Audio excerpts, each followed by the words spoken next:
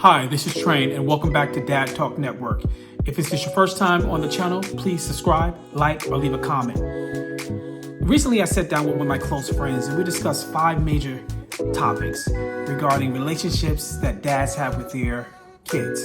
The first one we just talked about is what does it mean to be a dad from both of our perspectives. Next, we talked about dads being present, which was the second topic. Third, we talked about what are some of the proud moments that we have as dads. Fourth, we talked about how to have those difficult conversations with your kids. And then finally, we close out our conversation about what it is for dads to have fun with their kids and making the moment. So thank you for tuning in, and I hope you enjoy the conversation. We'll cover this in a 4-part series. So I'm sitting here talking to one of my close friends, Derek. And today we're going to be talking about a couple of different topics. And the first topic I want to talk to you about, from your perspective, what does it mean to be a dad? And I know, before you start, I know that it evolves over time, right? So when you're a young father, that means one thing. Then as your kids get a little bit older, teenagers, that becomes something else. And then when they become grown, that's another phase. And we have to adjust. So from your point of view or perspective, what it meant to be a dad for the first time? Well, I can say this. Being a young dad, I was a young dad at age 19 and really didn't know anything about fatherhood and being a dad. I myself grew up in a household with one parent, which was my mom, and my dad was in the military. So, with that being said, it was a little hard for me to be able to nurture a child at that early age. But I can just say, coming to myself and taking a responsibility as a father, I kind of learned that quickly because I could see how my mother would parent us as being out there providing for us. Family is important to me because I did not grow up with a father. I wanted that image to disappear, not being there for my child. So I took that in and took that to heart because, that was the essence of me growing and being able to groom into a fatherhood. Okay. I think that's a point well taken. I think also, like you said, it depends on your experiences, right? If you grow up in a 2-parent family home, ideally, that situation is not always perfect, right? Because sometimes you can be growing up in a home and the father and the mother has a dysfunctional relationship. Right. Or sometimes you grow up in a home and the parents have a perfect relationship. So we do take parts of what we see as kids and we somehow internalize that when we become parents, and we don't always take everything from our parents, whether the good or the bad. Sometimes we say we want to be a little bit different or we want to be better.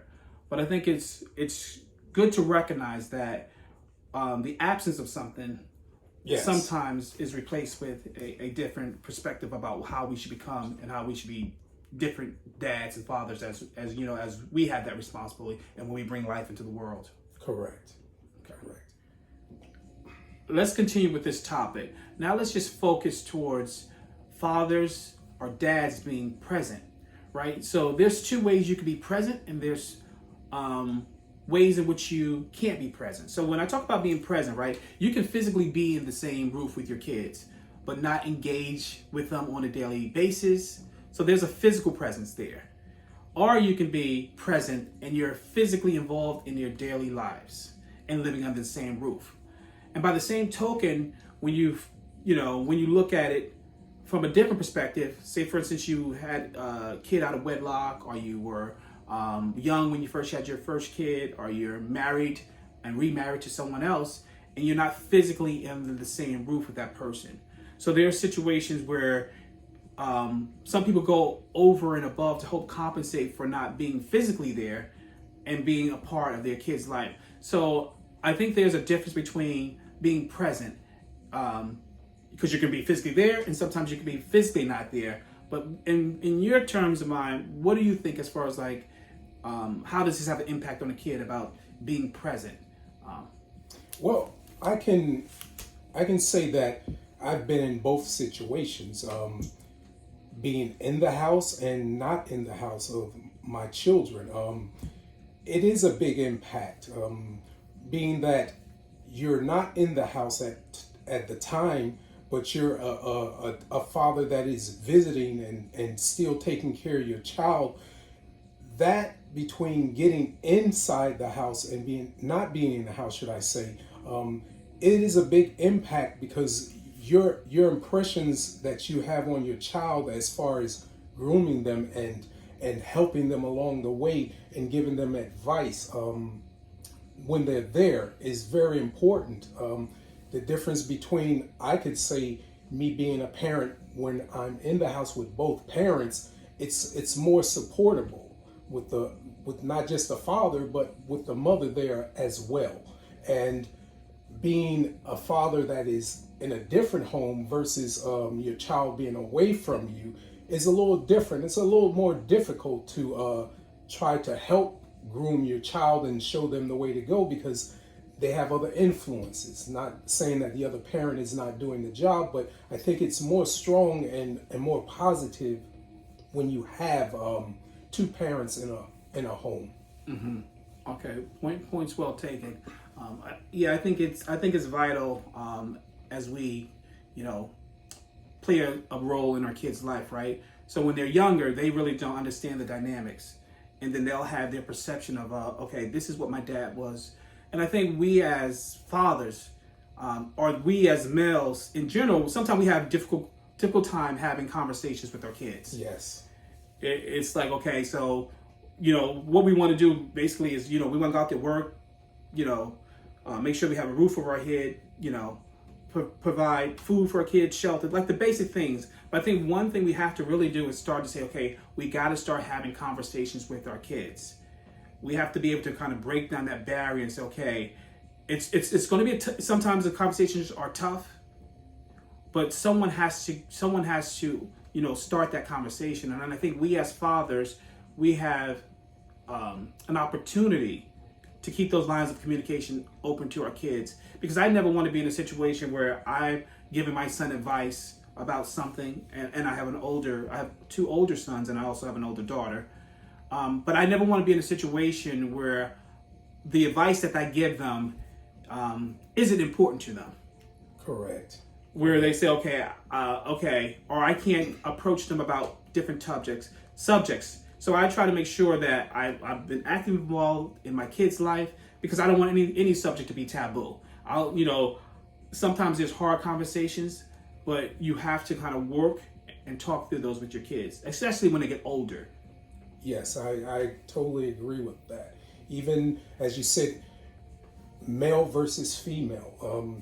When you have a daughter and sons, that conversation has to be clear also with your daughter, because she has to feel comfortable to coming to you because you are a male figure, versus her always going to her mother. And me, there was some difficulty in that, and we don't always get it right. Correct. The first time. Yes, we don't get it right the first time, and being that being in a ministry and you're a preacher's kid, they sometimes shun away to go to their mother because they think you're going to judge them. Mm-hmm. But I always try to make it clear to them that they can come to me about anything. And that is whether it's being boys or girls or anything, any type of issue they have, they can come to me and I won't be judgmental of them. Okay. And I think that's point well taken when you say that there's a difference between parenting a male son versus parenting the difference between the two sexes. And I think my daughter is the younger one of my three kids. And sometimes my boys say, well, Dad, you let me get away with this. You let her get away with that. So I learned on that I need to take a different approach, because I never want to put my daughter in a situation, or put myself in a situation where my daughter might have done something. She says, well, I'm not going to come to you because you're always yelling at me. You're always up, you're going to blow up. So my approach has been, okay, if she's done something that I disagree with, I try to explain to her the situation. This is what I would have liked to see you done, and more talk about it might have disappointed me. I might be disappointed about the situation, but I'm not angry at you.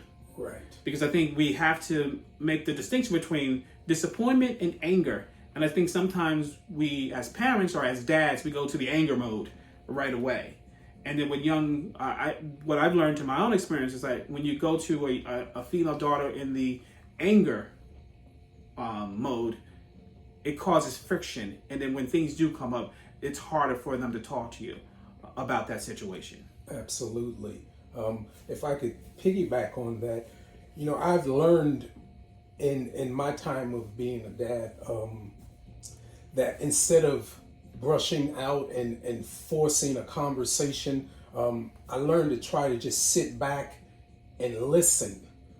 Say little, but listen a little more. And that makes them a little more comfortable in getting out whatever it is that they need to get out. So once you get everything, then you could take that information what they gave you, and you may not at that point in that time address it, but you'll come back later and say, look, the conversation we had, back then, here's what I want to talk to you about.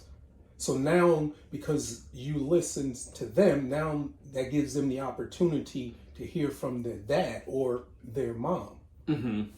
Yeah, I think that's point well taken.